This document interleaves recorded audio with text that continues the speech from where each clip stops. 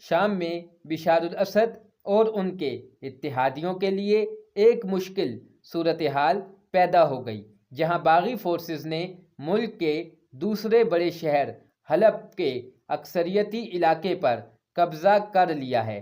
2016 میں بشار الاسد کی افواج نے حلب سے باغیوں کو علاقہ بدر کر دیا تھا اور اس کے بعد سے یہاں کوئی بڑا حملہ نہیں ہوا تھا۔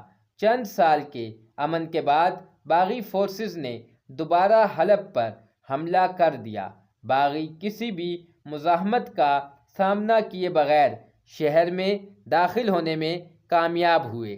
علاقے میں کوئی بڑی لڑائی دیکھنے میں نہیں آئی کیونکہ شام کی سرکاری افواج وہاں سے نکل گئی تھیں۔ روس اور ایران بشار الاسد کی حکومت کے اتحادی ہیں۔ حلب پر حملہ حیات التحریر الشام کی قیادت میں ہوا ہے۔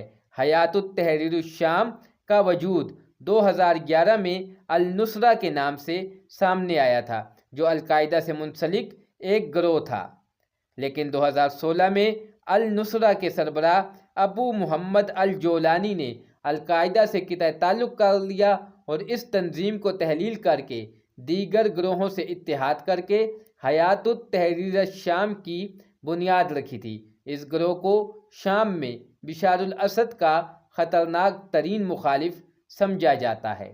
8 سال پہلے حلب سے باغیوں کو نکالنے میں روسی فضائیہ، پاسداران انقلاب، حزب اللہ اور قاسم سلیمانی کی لیڈرشپ کا بڑا کردار تھا، لیکن اب ان اتحادیوں کو خود بھی چیلنجز کا سامنا ہے۔